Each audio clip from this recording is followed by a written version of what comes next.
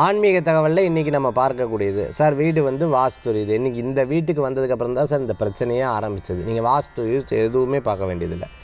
இதே வார்த்தையை எவர் ஒருவர் 3 மாதம் தொடர்ந்து சொல்லின்னு இருக்காலோ அந்த வீட்டை விட்டு மாறுறது தான் பெஸ்ட்டு ரெமெடி. இன்றைக்கி நம்ம பார்க்கக்கூடிய ஒரே சப்ஜெக்ட் இதுதான்.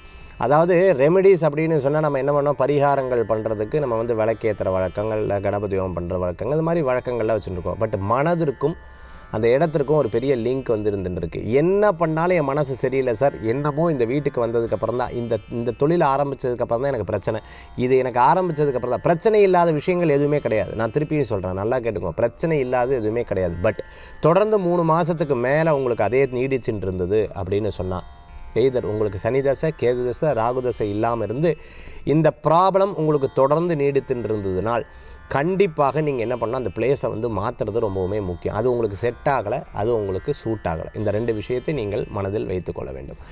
அப்படி நீங்கள் டிசிஷன் மேக்கிங் பண்ணிட்டீங்கன்னா உங்களுக்கு நல்ல பலன்கள் கூடி வரும். இதை ஜோதிடத்தை விட ப்ராக்டிக்கல் ஜோதிடம் அப்படின்னு சொல்லலாம். இந்த ப்ராக்டிக்கல் அஸ்ட்ராலஜியில் வாஸ்து ரீதியாக இன்றைக்கி நம்ம ஒன்று சொன்னோம்.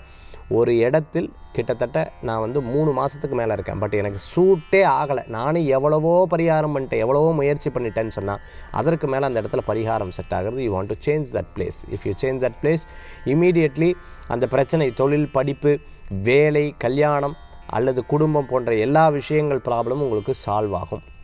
இதுக்கு ரெமெடி சொல்கிறத விட சேஞ்ச் பண்ணிட்டோம்னா நல்ல பலன்கள் கூடி வரும். இன்றைக்கி வாஸ்து டிப்ஸ் உங்களுக்கு ஒரு ப்ராப்ளம் 3 மந்த்ஸுக்கு மேலே இருந்ததுன்னா நம்ம என்ன பண்ணணும், என்ன பண்ணக்கூடாது, முதல்ல அங்கே இருக்கக்கூடாது, இடமாற்றம் பண்ணணும் அப்படிங்கிற சுச்சுவேஷன் பேஸ்டான ஒரு விஷயத்தை வந்து ப்ராக்டிக்கல் அஸ்ட்ராலஜி சொன்னோம். மீண்டும் சந்திப்போம். வேல்வேல் முருகா, வெற்றிவேல் முருகனுக்கு கரகரோகரா. உங்கள் ஜோதிஷாச்சாரிய ஜோதிட சாம்ராட் மகேஷ்.